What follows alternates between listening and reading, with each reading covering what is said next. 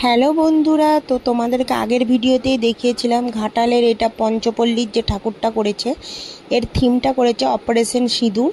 মানে এই যে দেখতে পাচ্ছ শাঁখা পলা সিঁদুর নিয়েই এই থিমটা তৈরি করেছে। আর এই যে এখানে যেই পুরো চারিদিকে দেখতে পাবে সিঁদুর শাঁখা পলা, উপর দিকেও যে এরকমভাবে মণ্ডপটা তৈরি করা হয়েছে। আর খুব সুন্দরভাবে মণ্ডপটা মানে তৈরি করেছে এবং এইটা তুলে ধরার চেষ্টা করেছে। এবং সবথেকে সুন্দর লেগেছে মায়ের মূর্তিটা, অসাধারণ। আর এই যে দেখতে পাচ্ছ এখানে লাল পাড় শাড়ি পরে এই যে যেগুলোতে হচ্ছে মানে সিমেন্ট গোলা হয়, মানে কাজ করা হয় বাড়ি তৈরি করতে, সেগুলো দিয়েই কিন্তু এই যেখানে যে মূর্তিগুলো করা আছে। আর মায়ের মুখটা এত মিষ্টি যে তোমরা দেখলেই সেটা বুঝতে পারবে, এত মিষ্টি মায়ের মুখটা, অপূর্ব লাগছে, অপূর্ব লাগছে।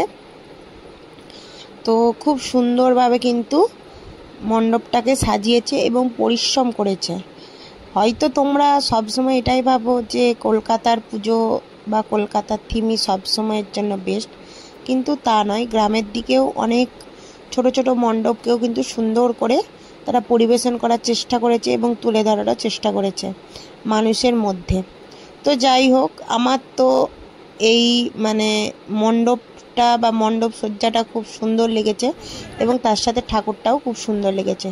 তো তারপরে আমরা চলে গিয়েছিলাম ঘাটালের যে কলেজের ঠাকুরটা দেখতে। তো এইটা হচ্ছে ঘাটাল কলেজ, দেখতেই পাচ্ছ। এই ঘাটাল কলেজটা ভেতর দিয়ে আমরা যাচ্ছি, যেহেতু অনেকটাই রাত হয়ে গিয়েছে তো সেরকমভাবে এখন লোক ছিল না, কারণ এটা যেহেতু ষষ্ঠীর দিনের ব্লগটা দিচ্ছি।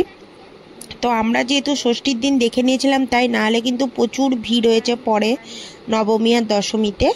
তো দেখো আমরা মানে ঘাটালের যে কলেজটার ভেতর দিয়ে যাচ্ছি। আর এটা হচ্ছে মানে থিমটা হচ্ছে ত্রিবেণী, ঠিক আছে। আর এই যে ওপর দিকে দেখতে পাচ্ছ এইগুলো কিন্তু তৈরি করেছে সেই কাপড়ের টুকরো দিয়ে।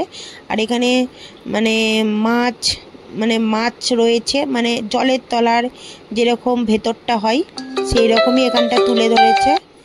আর হচ্ছে এখানে মায়ের মূর্তিটা দেখো, অসম্ভব সুন্দর হয়েছে। আর এত সুন্দর নীল কালারের, মনে হবে যেন একটা কোথায় চলে এসেছি।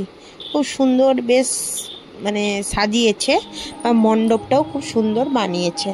তো তারপরে দেখো আমরা আরেকটা মণ্ডপে চলে গেলাম। সেখানে মণ্ডপে কিন্তু এই যে আমরা প্রসাদ পুজো দিতে গেলে যে প্রসাদ দেওয়ার যে থালা বা যেগুলো মানে বলে, ওইগুলোকে থালা টাইপের এই যে এগুলো দিয়েছে। বা এখানে দেখো পুরোনো দিনের যে ক্যাসেট, সেগুলো দিয়ে কিন্তু সুন্দরভাবে মণ্ডপটা সাজিয়ে নিয়েছে।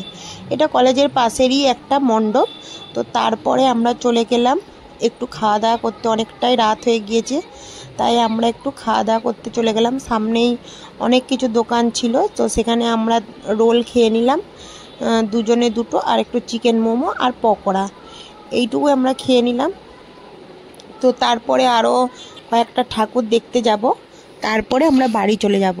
আর এইখানের এই যে ঠাকুরটা জলের ওপরে করেছে, এটা একটা মানে সেনাদের যে যুদ্ধ বিমান, যেগুলো মানে যুদ্ধ বিমানগুলো যেখান থেকে ছাড়ে বা সেরকমের উপরই একটা মানে থিমটা করেছে। তবে এটা কি নামটা আমি ঠিক বলতে পারবো না। এখানে দেখতেই পাচ্ছ যে এই যে এখানে প্লেনটা উঠা বা নামানোর এরকম একটা জায়গা করেছে। আর এখানে সব প্লেনগুলো কিন্তু দাঁড়িয়ে রয়েছে। আর এই যে যুদ্ধ বিমানে মানে যুদ্ধের যে ট্যাঙ্ক যেটাকে বলে, সেটা ওখানে রাখা রয়েছে। আর এখানে এই যে প্লেনগুলোও রাখা রয়েছে। তো চলো ভেতরে যাওয়া যাক, গিয়ে ঠাকুরটাও একটু দর্শন করা যাক কেমন হয়েছে। কিন্তু অবশ্যই তোমরাও জানিও কেমন লাগছে ঠাকুরটা দেখতে। আর এখানে অনেক কিন্তু প্রাইজ পেয়েছে, মানে প্রত্যেক বছরই প্রাইজ পাই এই মণ্ডপটা, তো সেই জন্য এখানে প্রাইজগুলোও রাখা আছে। তো বেশ সুন্দর লাগছে। এতদূর পর্যন্তই তোমাদের সঙ্গে ব্লগটা শেয়ার করলাম। আবার নেক্সট ব্লগে তোমাদের সঙ্গে দেখা হবে। আজকের মতো আসি, টাটা।